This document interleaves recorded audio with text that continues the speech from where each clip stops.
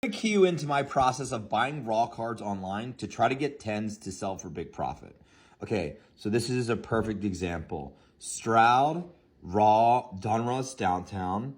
To be totally honest with you guys, I wish I could tell you something else, but I really just look at the centering. Like that's 80% of what I look at. Sure, I went over the card to see if I could see anything, but it's really just hard. And you also don't know like what's on the case and what's not. Generally speaking, the scratches and stuff are on the case. It's really hard to tell. And honestly, I'm not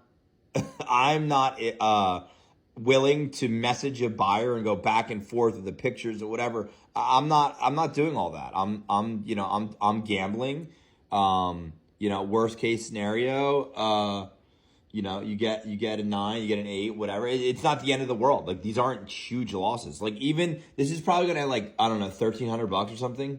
Even if I got an 8, which is like pretty fucking unlikely, the card's still worth like $1,100. But if I get a PSA 10, well, this is what I look at.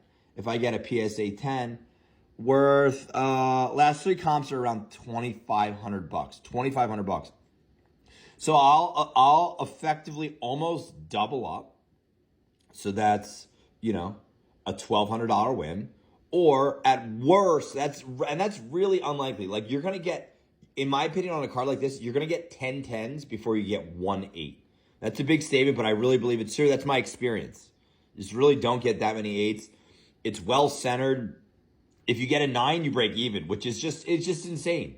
It's just insane. You just got to be willing to take the risk, which I don't believe is a very big risk. You got to be willing to wait the 2 months. You might incur a little bit more risk there. That's true. Like this card, Stroud gets off to 0-3. This card's going to tumble in value, but you're still going to make money if you get a PSA 10 almost always.